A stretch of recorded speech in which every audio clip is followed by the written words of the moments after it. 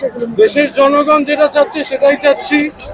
এতগুলো যে হত্যাকাণ্ড হলো সব কয়টার বিচার লাগবে এবং আমরা সবাই এক হয়ে এই বিচারটি দাবি করছি।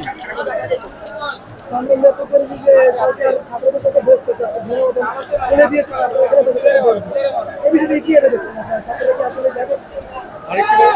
বললাম হচ্ছে গণভবন খুলে দেওয়া হয়েছে ছাত্রদের জন্য, সমন্বয়ের জন্য। তারা গেলে তাদের সাথে বসবে, তাদের সাথে কথা বলবে। তো ছাত্ররা এতগুলো প্রাণের বিনিময়ে আসলে তারা যাবে কিনা এই বিষয়টি কি হবে?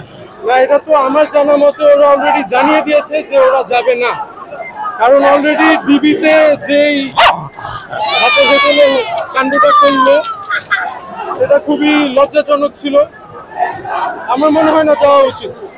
এবং আজকে দেখতেছি আপনার শুকুরকে নিয়ে আসছেন, শুকুরকে এই আন্দোলনে সামিল করছেন কিনা? হ্যাঁ, ডেফিনেটলি ও আমাদের পরিবারের একটি অংশ।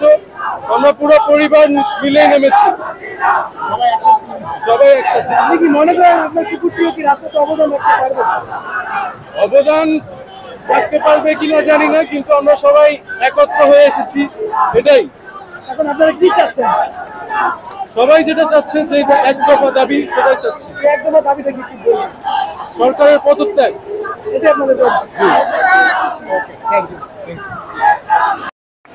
হাসিনা কবে যাবে?